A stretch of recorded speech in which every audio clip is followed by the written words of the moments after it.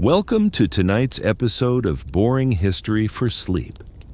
In this video, we'll drift slowly through the history of Greek mythology, how it began, what people believed, and how those ancient stories shaped the world that came after. Over the next 2 hours, we'll explore life in the shadow of the gods, the poets who gave them voice, the mysteries that surrounded their temples, and the echoes of myth that still live quietly in our own time. So settle in. Let your thoughts slow down, and let the calm rhythm of history carry you into the ancient world, a place where mountains spoke, the sea listened, and every breath was shared with the divine. Long before history began to keep record, before stone turned into story and writing became the keeper of memory, people looked at the world and saw meaning in its movements. The sea was alive, the wind carried intention, and the stars were not distant lights but eyes, watching, blinking, whispering. The Greeks were not the first to imagine gods, but they were among the first to give them faces, to clothe them in emotion, and to let the divine resemble the human. In ancient Greece, the sacred and the ordinary were one and the same. Faith was not a doctrine, it was the rhythm of daily life. Every river had a spirit, every tree a protector, every dawn a name. Fear and reverence were intertwined, neither dark nor light, but balanced like the sun and moon. To exist in such a world was to live inside a conversation between mortal fragility and divine permanence. The Greeks believed that creation began not with a god, but with chaos, a deep, formless expanse of nothingness. From chaos came Gaia, the earth, and Uranus, the sky. Then came the Titans, the great old powers that ruled before time had shape. They were followed by the Olympians, Zeus, Hera, Poseidon, and the others, whose rivalries, passions, and flaws mirrored those of humankind. The myths were never just stories, they were explanations. Thunder was not merely sound, it was Zeus speaking. The tremble of the earth was Poseidon's temper. Spring itself was a bargain, made between a grieving mother and her daughter's return from the underworld. Everything that moved carried intention. Everything that existed had reason. This is the world of Greek mythology, vast, fragile, radiant, a world where gods ruled, mortals dreamed, and imagination gave structure to the chaos of being alive. The journey begins not in temples or palaces, but in the quiet routines of the people who lived beneath those myths, who worked, prayed, and rested in the long shadow of Olympus. In the centuries before written philosophy, before Athens found its voice and marble temples rose above the hills, Greece was a land of scattered villages and quiet valleys. The landscape was rugged and uneven, stitched together by winding goat paths and streams that glittered beneath the sun. From a distance, it appeared peaceful, small farms, narrow terraces of olives and vines, yet survival was delicate, measured by weather, fortune, and the will of the unseen. Morning began with ritual. Before bread was broken, before the first word was spoken, a few drops of oil or wine were poured to the earth. The gesture was small, almost automatic, but it carried centuries of weight. Favor had to be renewed each day. The divine, though vast, responded to attention. Neglect invited silence, and silence was dangerous. Shrines dotted the landscape, a pile of stones beneath a laurel tree, a tiny statue carved into a cliffside. Shepherds left offerings to Pan in the hills. Fishermen whispered to Poseidon before setting sail. Farmers prayed to Demeter while the plow cut the soil. There was no single way to worship, no single truth. Belief was woven into the act of living. The gods were present in the rhythms of work. A field was not simply a field, it was Demeter's gift. The sea was not an obstacle, but a god's domain. Even the marketplace carried an air of ritual. Coins were touched to lips before payment. Bargains were sealed with brief prayers invoking Hermes, patron of trade and cunning. Temples were built where the divine felt strongest, at springs on hilltops beside the sea. The earliest of these were modest: wooden beams, clay walls, columns of unpolished stone. The air inside was dim and fragrant, thick with the scent of smoke and myrrh. Within the shadows stood an image of the deity, often crude yet radiant in meaning. Worshippers approached slowly, the sound of sandals soft against the floor. The prayers they spoke were half whisper, half memory, inherited phrases passed down through generations. When misfortune struck, a failed harvest, a storm, an illness, the response was not despair, but inquiry. Somewhere, someone had angered a god. The community searched quietly for the reason, made amends, and continued. The relationship between humans and gods was not of love or fear alone.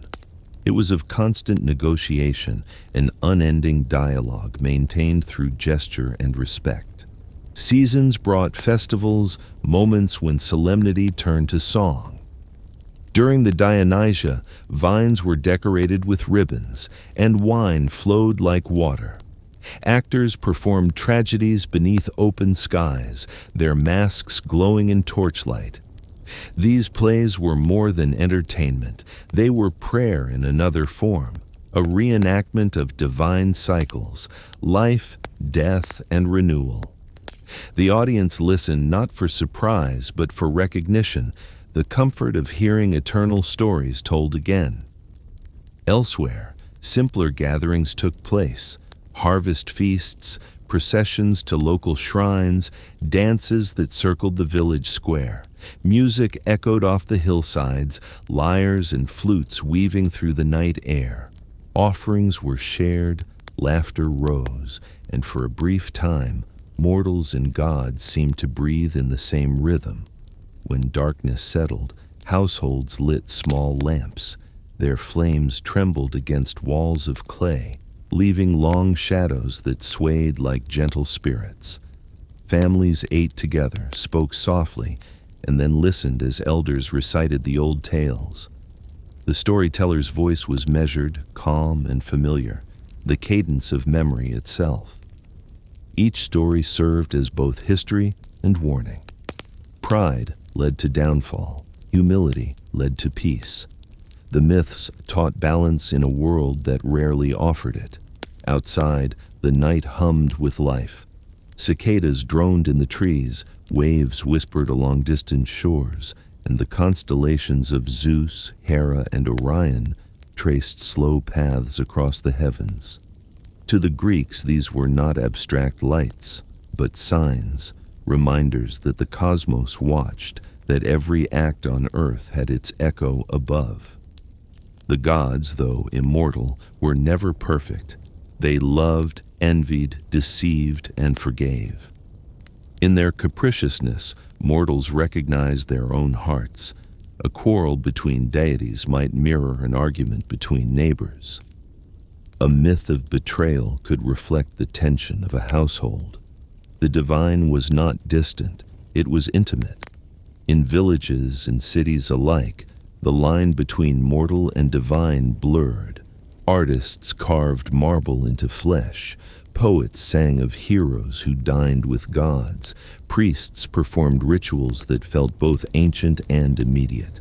Faith was not blind. It was habitual, sensory, lived through the body.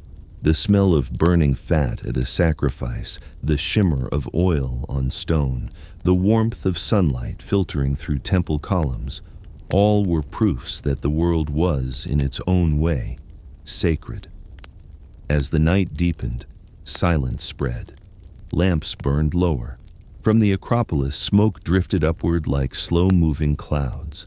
The land exhaled, the sea calmed, and the stars took their appointed places. Within this stillness, belief required no words.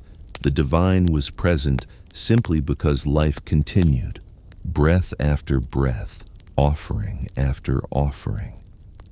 Greek mythology at its heart was not an escape from reality, but an embrace of it.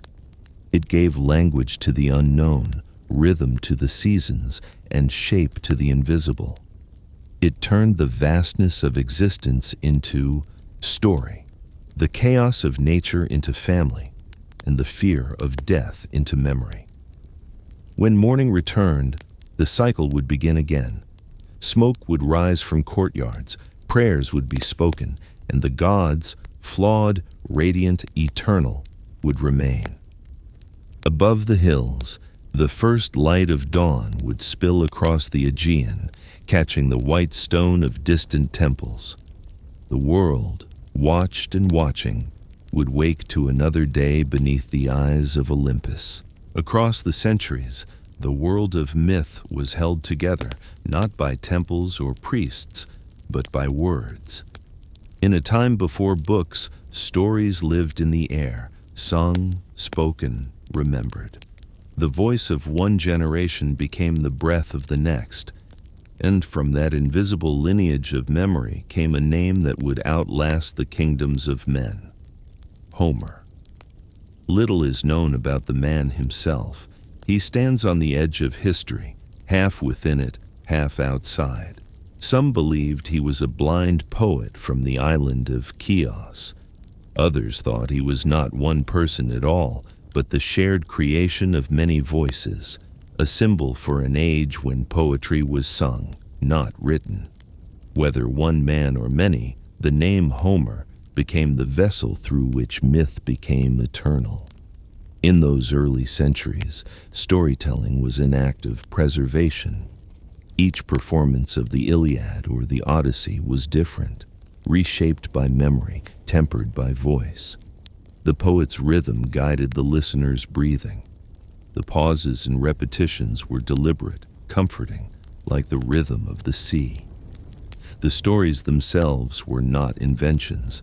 They were old even in Homer's time, passed down from countless tellers before him. But in his hands they gained form, clarity, and permanence. The world he described was a fragile balance between human will and divine intention. In the Iliad, the anger of Achilles was not just the fury of a man. It was the echo of gods moving through human veins. In the Odyssey, Odysseus wandered not only across seas but through the unseen map of divine favor and mortal endurance. The gods intervened, guided, and misled, always watching, never absent. Homer's voice gave immortality to both. The mortals became more than men, the gods became more than symbols. Each act of courage, each act of folly, each prayer and punishment carried the pulse of eternity. The poet's world was one where faith and fate intertwined. The Greeks did not see the divine as distant or unreachable. Their gods ate, wept, and argued. They were bound to the same emotional gravity that held mortals to earth. In Homer's verses, even Zeus, king of Olympus, pondered the fragility of human life. The immortal envied the mortal, for to live briefly was to live meaningfully. As the centuries passed, the words of Homer spread beyond his islands. They became the foundation of Greek education, the shared language of its cities. Children learned to recite the epics before they could write their own names. Soldiers carried verses in their minds as they marched to war. Philosophers quoted them as proof that wisdom began with wonder. Every festival, every civic gathering echoed with fragments of his poetry. The stories of Troy and Ithaca, of Helen and Hector, became more than tales. They were mirrors in which Greece saw itself, proud, passionate, flawed, unendingly human.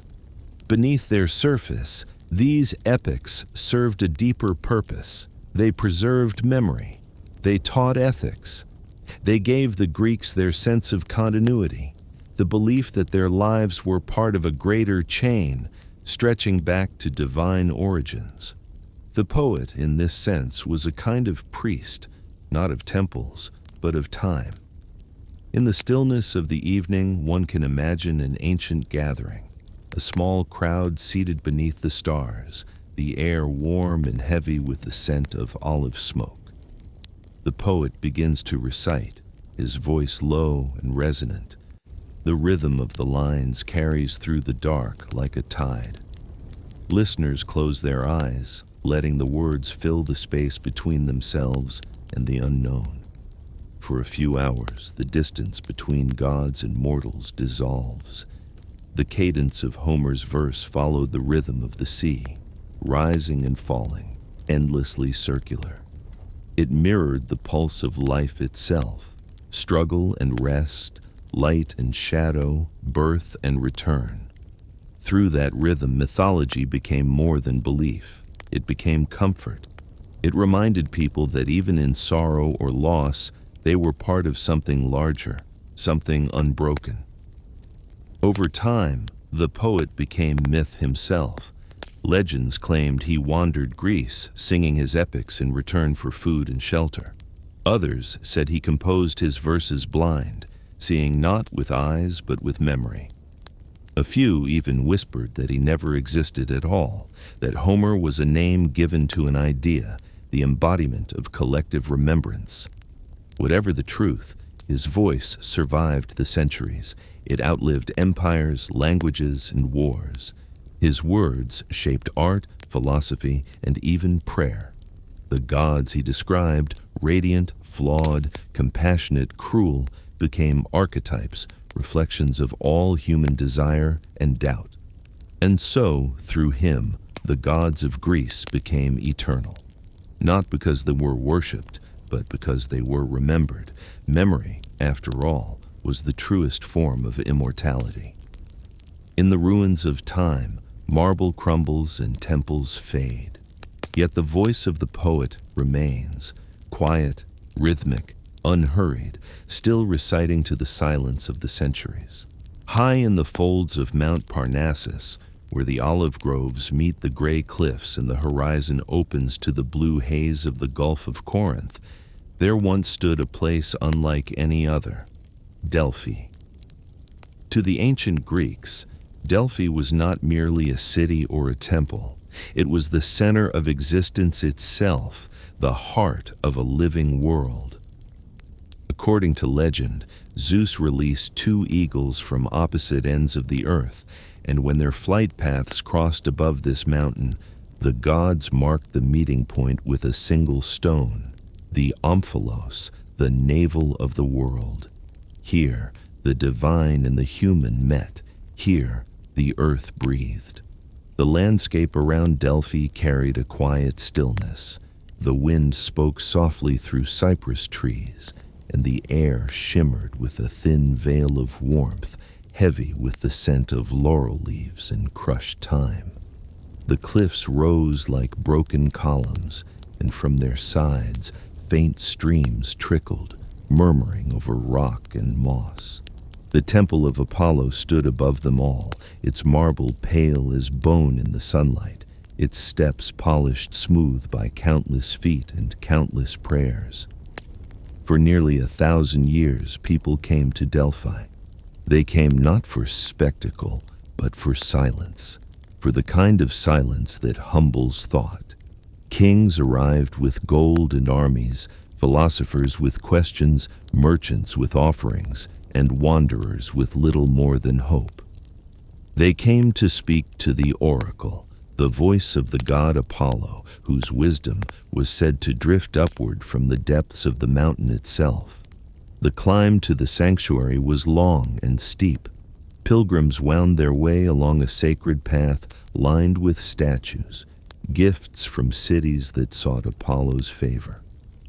The sculptures caught the light like frozen fire, heroes, chariots, lions, and gods, their eyes empty yet watchful. The air thinned as the ascent continued, and by the time the temple gates appeared, the climb felt like a passage between worlds. At the center of the temple was the Adyton, a small, sacred chamber reserved only for the oracle, known as the Pythia. She was chosen not for nobility or beauty, but for purity, a woman who could serve as a vessel for divine thought. Before entering, she bathed in the spring of Castalia, her body purified by the mountain's cold waters. She chewed laurel leaves, sacred to Apollo, and burned them in bronze bowls until the air grew heavy with their sweet, sharp perfume. When she entered the chamber, the air changed. Beneath her, the rock was alive, cracked open long ago by the slow movement of the earth. From these fissures rose thin clouds of vapor, almost invisible, carrying the smell of minerals and heat. The Pythia inhaled deeply, her body still but her mind drifting. The priests outside waited, listening for the sound of her voice. It began quietly, almost as a sigh, then grew into rhythm, words that did not belong to her, yet passed through her as if drawn from somewhere deeper. The priests transcribed them as they came, fragments, riddles, patterns of sound and meaning. When the session ended, they shaped her utterances into verses, the poetry of prophecy. Those who heard her voice often wept. It was not fear that moved them, but recognition, the feeling that something vast and ancient had brushed for a moment against human understanding. The oracle's words were never direct. They unfolded like dreams, layered, symbolic, uncertain. But to the Greeks, truth itself was not simple. Truth lived in tension between clarity and confusion, between the known and the unknowable. The Pythia's trances became legend. Some said the vapors contained divine breath, others said they came from the heat of the underworld. Centuries later, scientists would discover fissures in the bedrock beneath Delphi, traces of gases like ethylene, capable of inducing calm, trance-like states. Yet, such explanations do not diminish the mystery. The power of Delphi was never just in the chemistry of the air. It was in the ritual, the weight of belief, the silence, the repetition of centuries. The place itself became a mirror for the human longing to understand. The oracle did not speak for kings alone. Ordinary people came as well, asking about health, harvests, or love. Each came bearing small gifts, a wreath of flowers, a carved figure, a handful of coins. They stood in the temple's shadow, listening to the rustle of laurel leaves, to the chants of the priests, to the low hum of wind circling through marble columns. Time itself seemed to slow there. Outside the temple, life thrived in the sanctuary. Merchants sold offerings, children chased each other along the steps, and travelers rested beneath olive trees. The temple's courtyards were filled with the relics of devotion: gold tripods, bronze mirrors, marble lions, each gift offered in gratitude for prophecy fulfilled. Every city-state of Greece sent its treasures, each vying to honor Apollo more splendidly than the last. The result was not competition, but harmony, a mosaic of devotion stretching across the centuries. But Delphi was more than sacred ground. It was also the conscience of Greece. Its oracle was consulted before wars began, before cities were founded, before laws were written. The voice of the Pythia could turn ambition into hesitation, certainty into humility. And though her words were cryptic, their power lay in that very ambiguity. Each listener carried away not a command, but a mirror, a reflection of their own fears, hopes, and choices. The temple bore an inscription above its entrance, simple, precise, and enduring: "Know thyself." Those two words became the cornerstone of Greek philosophy. To know oneself was not an act of pride, but of reverence, an acknowledgement of place within the grand order of things. The oracle reminded humankind that even in seeking the divine, They must first understand their own nature. As centuries passed, the rituals continued. Even when empires shifted, Delphi remained sacred. The Romans built new altars, and still the smoke rose, still the Pythia spoke. But in time, the voices grew quieter. The gods of Greece began to fade. Temples fell into disrepair, marble cracked beneath rain and root. The last oracle's voice was said to have whispered a single sentence before the silence came. The god is gone. Yet Delphi never truly fell silent. The stones remain, pale and patient, the mountain breathing around them. The air still carries the scent of laurel and earth. In the hush between wind and sun, a faint echo seems to linger, not words but presence. The same calm that once drew thousands still hovers, unbroken. The oracle's legacy endured not through prophecy, but through philosophy.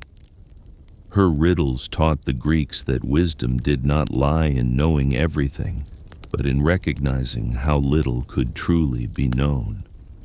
The search for meaning became the heart of their civilization, and through them, the heart of ours.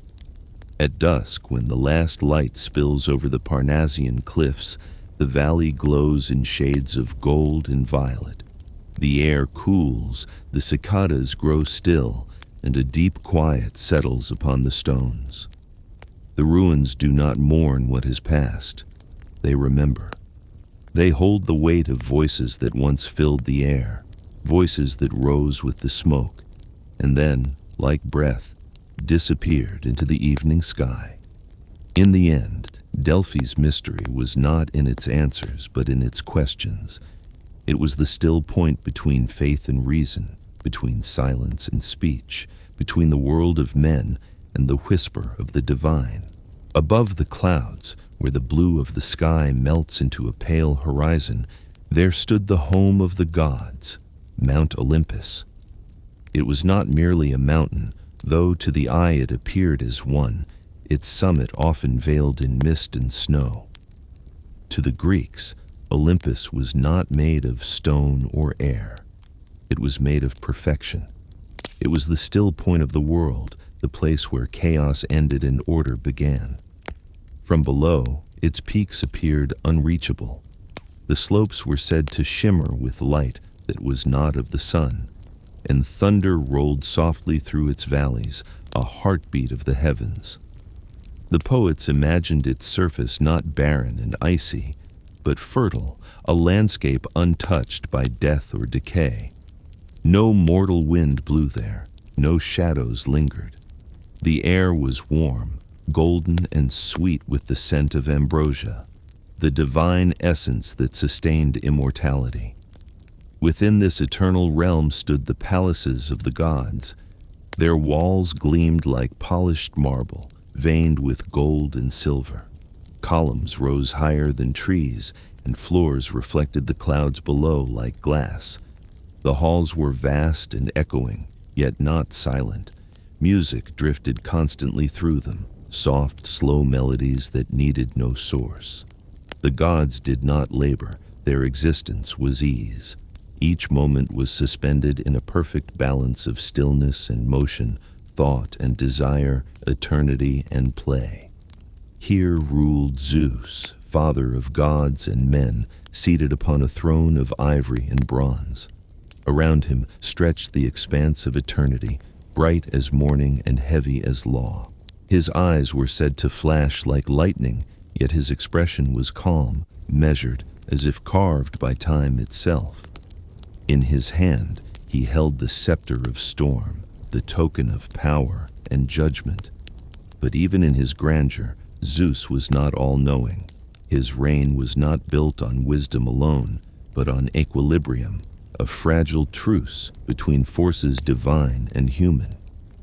Beside him sat Hera, his wife and queen. Her beauty was said to rival the dawn, yet her gaze carried the weight of jealousy and justice alike. She ruled the bonds of marriage, but her temper was legend. Myths told of her vengeance upon lovers, her endless attempts to restore dignity in a world ruled by her husband's whims. Yet behind her anger lay purpose, the defense of sacred order, the belief that balance must be preserved even at the cost of peace. Athena's palace stood apart, quiet and austere. Its walls were lined with olive wood and bronze shields, and the air within shimmered faintly with thought, born not of woman, but of mind. Emerging from Zeus's skull in a flash of divine pain, she embodied wisdom without cruelty. Her presence was serene, yet firm, her movements deliberate, her eyes reflective. She guided the strategies of kings in the hands of artisans, the pen of philosophers in the hearts of those who sought reason over rage.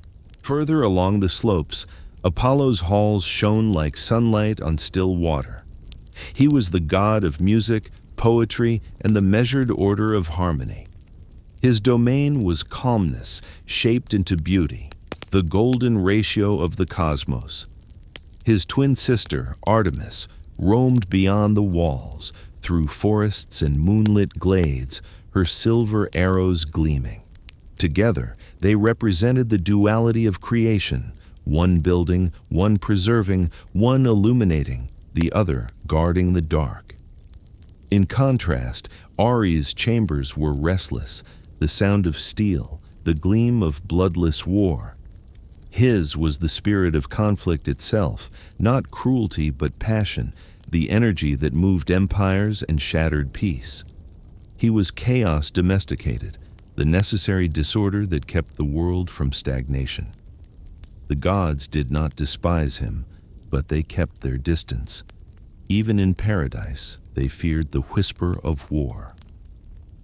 Farther down, near the gates of Olympus, lived Hephaestus, the divine craftsman.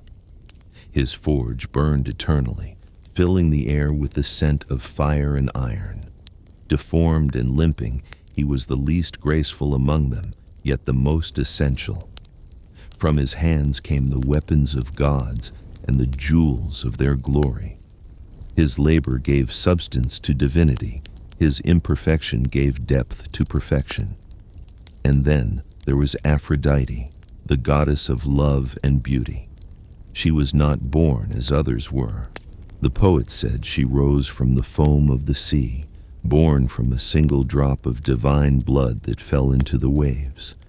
Her presence was not of warmth, but of stillness, the quiet moment when breath stops and the heart forgets its rhythm. To mortals, she embodied desire. To the gods, she was a reminder that beauty and sorrow are inseparable. Olympus was not without conflict. The gods quarreled, envied, and deceived, their passions as volatile as those of the mortals below. They plotted and forgave, punished and rewarded, not from malice but from nature. They were eternal, yet imperfect, mirrors of humanity, magnified by eternity. In their jealousies, the Greeks found comfort. Perfection was not required, only persistence. Feasts filled the timeless days. The gods reclined on golden couches, surrounded by the soft glow of eternal light. Nectar flowed from cups that never emptied, and ambrosia, fragrant, golden, sweet, melted upon their tongues. The sound of laughter mingled with music, and the muses sang songs that wound through the air like smoke. Even in their joy there was order. Every movement, every sound carried harmony. Nothing hurried, nothing broke the rhythm. From Olympus the gods watched the world below. They saw the flicker of fires in mortal homes, the rise and fall of empires, the slow unfolding of life. They watched, but rarely intervened. The mortals were their reflection, fragile, restless, magnificent. Sometimes curiosity drew them downward, disguised as wind or stranger, shepherd or flame. These visitations blurred the line between myth and life, reminding the world that the divine was not distant, merely disguised. For all their splendor, the gods were bound by the same threads they spun. Even Zeus could not escape the fabric of fate. Above Olympus itself sat the Moirai, the Fates, three silent figures who spun, measured, and cut the threads of existence. Not even immortals could challenge them. The gods ruled the world, but fate ruled the gods. That truth, quiet and unspoken, hung over Olympus like a shadow without form. Time did not pass in the heavens as it did on earth. There were no seasons, no decay. Yet even eternity carried a kind of fatigue, the slow ache of endlessness. Some poets said that the gods, though blessed, envied mortals for their brevity. To live knowing it would end gave life meaning. The divine had no such gift. Their joy was perfect, but their hearts could not race. Their love was endless, but it could not grow. Perhaps that was why they watched the world below with such fascination. In the struggles of humanity, in pain, triumph, loss, and creation, they saw the movement that their own perfection denied. The gods were eternal, but mortals were alive. The stories of Olympus were not meant to glorify divinity, but to humanize it. They made the gods accessible, not moral ideals, but cosmic reflections of every emotion that moves the human soul. When Greeks prayed to Zeus, they did not seek flawless justice, they sought mercy. When they invoked Athena, they did not hope for omniscience, they asked for clarity. When they whispered to Aphrodite, it was not for eternal beauty, but for the courage to love despite impermanence. The poets and sculptors of Greece filled the world with images of Olympus, marble statues that seemed to breathe, frescoes that caught divine laughter in pigment and light. In temples and theaters alike, mortals reenacted the gestures of the gods, not as imitation, but as communion. The divine and the human were not opposites, they were partners in creation. When storms rolled over the Aegean and thunder echoed through the mountains, it was said that Zeus had spoken. When sunlight filtered through olive branches, soft and gold, it was the smile of Apollo. When the harvest grew heavy, Demeter's blessing could be felt in every grain. And when the night fell still, when the stars shimmered like scattered embers, it was Artemis keeping watch. In this harmony, the balance between fear and reverence, beauty and decay, the Greeks found a kind of peace. Olympus was not distant heaven, but reflection. The gods were not masters to be feared, but mirrors to be understood. And so, through their myths, humanity learned its own rhythm, that chaos could be shaped into order, that imperfection could coexist with grace, and that even eternity must bow quietly to the truth of change. Above the clouds, Olympus still gleamed, untouched by time, unseen by eyes, but forever alive in imagination. The sound of divine laughter fades into wind, the scent of ambrosia lingers in memory, and the gods, immortal yet restless, continue their endless feast beneath an eternal sky. Beyond the brightness of Olympus, beyond the thunder of Zeus and the golden halls of the divine, there existed another world, quieter, humbler, yet no less sacred. It was the realm of the minor gods, the half-forgotten spirits and gentle presences that moved unseen through the fabric of daily life. The Greeks did not believe that divinity lived only in the sky. To them, the divine was everywhere, hidden in the rustle of leaves, in the flow of rivers, in the flicker of firelight on a wall. The great gods ruled from above, but the lesser ones lingered close, in soil and shadow, in the breath between heartbeats. Their worship was not grand or public. It was soft, domestic, and constant, woven into the smallest gestures of existence. Among these quieter presences were the nymphs. They were not goddesses, yet not mortal either, a bridge between the living world and the unseen. They dwelled in places of beauty, in forests, rivers, and springs, wherever the natural world seemed to breathe with its own pulse. Each nymph belonged to a specific element of the earth. The dryads inhabited trees, their spirits bound to the life of oak and laurel. The naiads lived in fresh waters, their laughter echoing through streams and wells.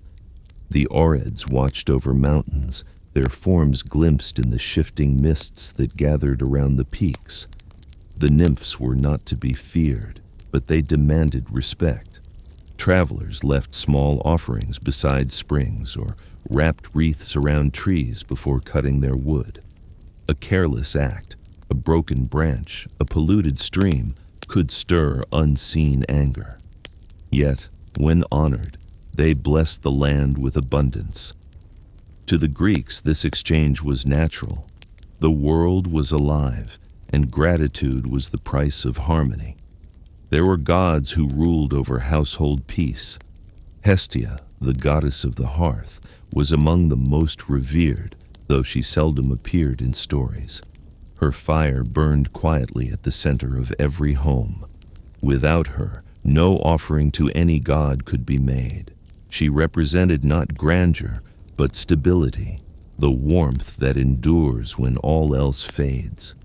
In temples, her flame never went out.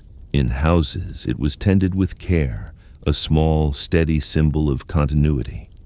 Hermes, though often seen as the messenger of Olympus, also had his gentler phases.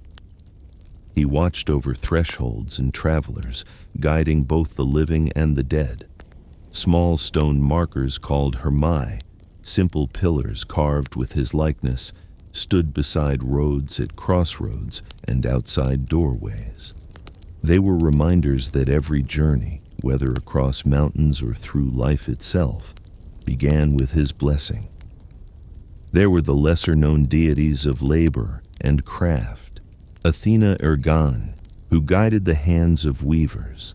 Hephaestus Calchas, patron of bronze workers. Demeter Chloe, the green sprout that signified the first return of life in spring. Even the simplest tasks had their patron.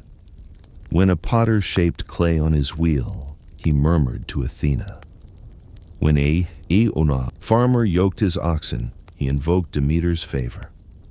When a sailor pushed his vessel into the sea, he whispered to Poseidon and to the Nereids, the sea nymphs who guarded the waves. Life unfolded under the gaze of countless small divinities. There were the Charites, the Graces, who personified beauty and kindness, the Horai, the Hours, who governed the seasons and their slow transformations.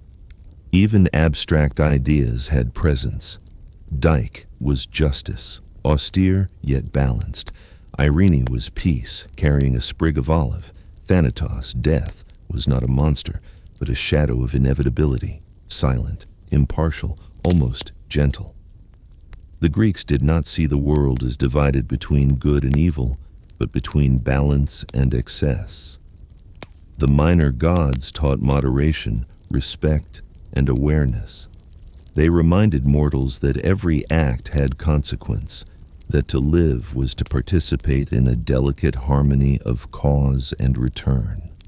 Every mountain, every grove, every river carried a name. To know those names was to speak with the world, even in bustling Athens, where marble and philosophy seemed to rise above superstition. Small shrines to these spirits stood in courtyards and alleyways. Women hung garlands on doorposts. Children left crumbs of bread beside wells. Shepherds poured milk into the grass before the first step of dawn. These gestures, repeated endlessly, bound the living to the landscape. In myth, these spirits sometimes crossed into human stories, often quietly, as observers or messengers. When gods quarreled, the nymphs mourned or sang. When mortals wandered, they appeared as guides or illusions, leading the lost toward safety or revelation. Their presence softened the grand narratives of war and divine conflict. They were reminders that the sacred was not always loud, that much of the divine work in the world was silent, invisible, and patient. Many of these minor deities have faded from memory. Their names survive only in fragments carved into broken stones, mentioned in half-preserved hymns, or buried in the footnotes of forgotten texts. Yet their presence lingers in the natural rhythms they once embodied. The rustling of wind through olive branches, the gleam of water under sunlight, the hush that falls before rain, all carry echoes of their ancient breath. In the countryside, where tradition endured longer than philosophy, peasants still practiced old rites centuries after the temples of Olympus fell to ruin. Offerings of honey and milk were left for unseen spirits. Old women whispered blessings to the fields at dusk. Children played near springs that were said to be watched by unseen eyes. It was superstition, perhaps, but also memory, a quiet persistence of belief that refused to vanish. Even the great poets and philosophers, though they spoke of logic and reason, could not escape this sense of sacred presence. Plato wrote that the soul was older than the body, that life itself was a kind of divine recollection. Aristotle saw purpose in every living thing, a quiet, intelligent order that bound all forms together. Beneath their systems of thought lay the same ancient instinct, that the world was alive and that life was always speaking. The Greeks never sought to conquer their gods. They sought coexistence. Their religion was not about dominance, but dialogue. Each prayer was a conversation, each offering an acknowledgement of the unseen. In that conversation, they found balance between fear and faith, between the vast and the intimate. At night, when the fires dimmed and the villages grew still, the boundaries between mortal and divine blurred. The sea reflected the stars like a mirror, and the forests swayed in a rhythm older than time. Somewhere, unseen, the nymphs danced, not in celebration, but in continuation, keeping the world alive through their movement. The great gods might have ruled from Olympus, but it was the smaller ones, the forgotten, the local, the hidden, who kept humanity company. They inhabited every shadow, every gust of wind, every spark in the hearth. They were the soul of the earth itself. The Greeks, more than any civilization before or after, understood that meaning does not live only in the grand or the eternal. It lives in the fragile, the ordinary, the easily overlooked. The story of the gods was not only about power, but about presence. And though centuries have passed, though marble has fallen and language has changed, the essence of that belief endures. Every time a hand touches water and feels a fleeting reverence, every time the wind moves through trees and someone listens briefly, as if the air were speaking, the forgotten gods are remembered again. They do not demand temples or sacrifices. Their only request is awareness, the quiet recognition that existence in all its impermanence is sacred. In their stillness, they are eternal. In their obscurity, they are everywhere. The Greeks called them daimones, the unseen intermediaries between man and divinity. They were neither good nor evil, only essential. And perhaps in that lies the deepest truth of all their myths. The divinity does not need to be visible to be real. It only needs to be felt. As the fires fade and the night deepens, the memory of these lesser gods lingers, a soft echo in the world's oldest language, the whisper of leaves, the gleam of stars, the steady rhythm of being itself. The gods have fallen silent. Their temples are broken, their statues worn smooth by rain, their altars reclaimed by moss and time. Yet somehow they have not vanished.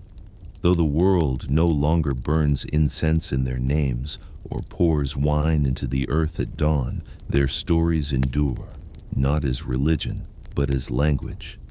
The myths of Greece remain alive, not in marble, but in memory. The great temple at Delphi lies quiet now, its stones scattered like bones of a once living body. The smoke that once rose from Apollo's shrine has dissolved into the same thin air that carries the scent of wild thyme. Yet the space feels inhabited, not by ghosts, but by remembrance. Visitors still climb the ancient path, their footsteps falling into rhythm with those who came before. The air carries the same stillness, the same waiting silence. It is as if time itself pauses there, listening for a voice that will never return, but that never truly left. The myths have shifted, transformed, and merged with our ways of seeing. They are no longer tales of faith, but of metaphor. Zeus is no longer a storm, but the symbol of power's burden. Athena, no longer a goddess of war, becomes wisdom itself, the quiet courage of thought in a noisy world. Aphrodite, once born of the sea, is every spark of beauty that reminds life of its tenderness. And Prometheus, punished for giving fire to humankind, becomes the eternal symbol of defiance and creation, of how knowledge and suffering are always entwined. Even today, without realizing it, humanity still speaks in their language. We say narcissism and recall the boy who drowned in his reflection. We say Herculean and summon strength that borders on myth. We look at the sky and name the planets after the ancient gods: Mercury, Venus, Mars, Jupiter, Neptune, each orbiting endlessly, their stories written into the stars themselves. The constellations still carry their names. Orion, the hunter, strides across winter nights. Andromeda waits, eternally chained to the sky. Perseus shines beside her, forever mid-rescue. Above them, Cassiopeia reclines, her vanity immortalized in light. The heavens are still Greek, not in faith, but in memory. It is remarkable how stories survive what stone cannot. The Parthenon has crumbled, its marble pillars eroded by wind and time, yet the idea of Athena remains untouched. Homer's words have crossed millennia, outliving every city he ever described. The myths were not made to last as monuments, they were made to last as meaning, and meaning, when spoken, endures.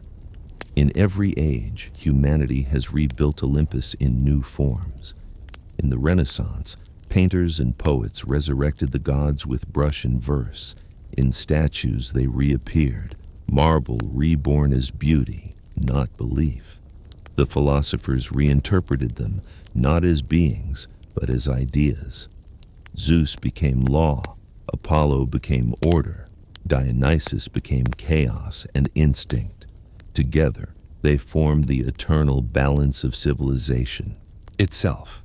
In our own time, the myths are not gone. They've simply changed their costumes. Their spirits move through our stories, through books, through screens, through imagination. The heroes of old, Heracles, Perseus, Odysseus, reappear as explorers, astronauts, wanderers, seekers of truth. The myths continue, disguised as science fiction, as fantasy, as dreams. Humanity still tells the same stories of courage and loss, of creation and punishment, of love that transcends reason and time. We just tell them in new languages. The gods, after all, were never meant to stay in temples. They were meant to live inside us, as symbols of what we fear, desire, and hope to understand. They are reflections of the endless conversation between humanity and the unknown. When the ancient Greeks looked at the sea, they did not see only water. They saw Poseidon, temperamental, vast, eternal. When they saw the harvest, they saw Demeter's kindness. When they saw winter, they felt Persephone's absence. In naming their fears and blessings, they gave the universe a face. They turned chaos into company. That instinct has not left us. Even today, we name storms as if they are living beings. We speak to the sky, the earth, and the sea as if they can hear us. We give meaning to patterns, purpose to coincidence. We tell stories because the silence is too vast to face without words. And perhaps that is the real immortality of Greek mythology. It is not that people once believed in Zeus or Apollo or Hades, but that they needed to, that they looked into the world's mystery and chose to answer it with imagination instead of fear. Myth was never a lie. It was a truth told sideways, in symbols and rhythm, so that the heart could understand what the mind could not. The gods of Greece have become quieter now. Their voices no longer rumble through the clouds, nor echo through marble halls. Yet they remain, woven into the stories that shape how humanity sees itself. Their presence lingers in poetry, in philosophy, in the simple act of wonder. They are not gone, they are translated. Every time a poet writes of love, Aphrodite stirs. Every time a scientist seeks knowledge, Prometheus smiles in defiance. Every time justice is debated, Athena's shadow falls between the words. And when the ocean roars, deep and restless, Poseidon still breathes beneath the waves. The myths survive because they were never just about gods. They were about the human condition, the attempt to understand why beauty fades, why storms come, why love endures, and why death, even in its silence, gives shape to life. In the quiet of the modern night, when electric light hums where fire once burned, the old stories still find their way back. They come not as sermons, but as memories, fragments of language, half-remembered names, faint feelings of recognition. A child learning constellations, a painter sketching a figure draped in flowing white, a voice whispering in a book. Sing, muse of the wrath of Achilles. These are the echoes of Olympus, soft, persistent, timeless. The myths also remind humanity of humility. The Greeks understood that to live was to be small in a vast living universe. The gods were not meant to be controlled or worshipped without question. They were reminders that existence is larger than comprehension. To tell their stories was to participate in that vastness, to join the eternal dialogue between fate and choice. In that sense, Greek mythology was the first philosophy. Before science, it explained nature. Before politics, it explored power. Before psychology, it explored the mind. Each myth was a question, not an answer, a mirror held up to the soul of its time. Even now, in a world that measures stars and names atoms, the same questions remain. Why do we create? Why do we destroy? Why do we dream of eternity when we are bound by time? The Greeks may have wrapped these questions in the language of gods, but the essence remains unchanged. To study their myths is not to look backward, but inward, to see the reflection of our own longings in their divine faces. As the centuries turn, and as modern lights replace the stars in the city skies, something ancient still hums beneath the surface of our world. It is the pulse of story, of memory, of meaning, the soft echo of the old songs. Somewhere, in the deep quiet of night, a listener drifts toward sleep, hearing the whisper of distant names: Zeus, Athena, Apollo, Persephone. Their voices blend into the wind, faint yet familiar. They are not gods now, not really, but they are something deeper, ideas that once made the world feel alive and that still make it beautiful. The myths never died because they were never only believed, they were felt. And what is felt, truly and deeply, never fades. The gods have become metaphors, and the myths a kind of dream we all share, a reminder that imagination itself is sacred. The Greeks built temples of stone, but they also built temples of language, and those have not crumbled. In the end, perhaps the true Olympus is not above the clouds, but within us, a summit of thought and wonder where all stories meet, where memory becomes meaning, and where the ancient voices still whisper in the quiet corners of the mind.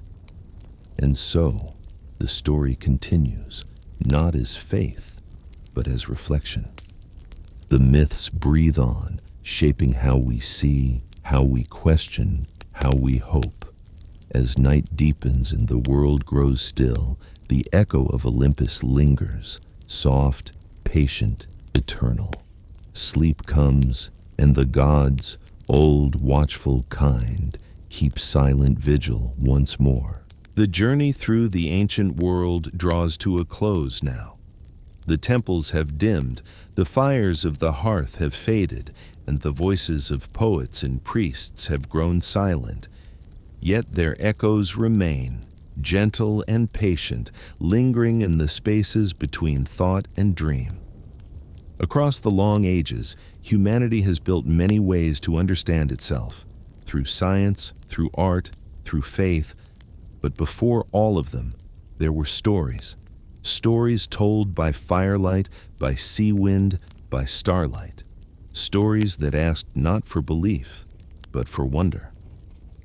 Greek mythology was one of those stories, an entire world imagined into being, not to escape reality, but to understand it. Its gods were not distant judges. They were reflections of the human heart, radiant and flawed, wise and impulsive, eternal and yet achingly familiar. In their loves and wars, their laughter and jealousy, we see ourselves mirrored through time. Now, as you rest, imagine that reflection softening, the marble of statues melting into shadow, the names of gods fading into wind. What remains is the feeling, that quiet awe that has outlived millennia. It hums still beneath the noise of the modern world, the rhythm of myth, the heartbeat of memory. Somewhere in the darkness, the sea still whispers the old prayers.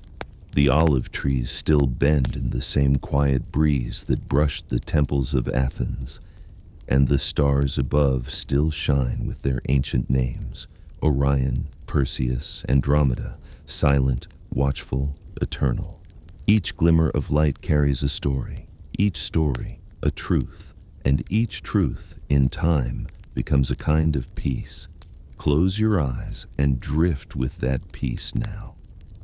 Let the noise of centuries fall away, the clang of battle, the murmur of oracles, the thunder of Olympus.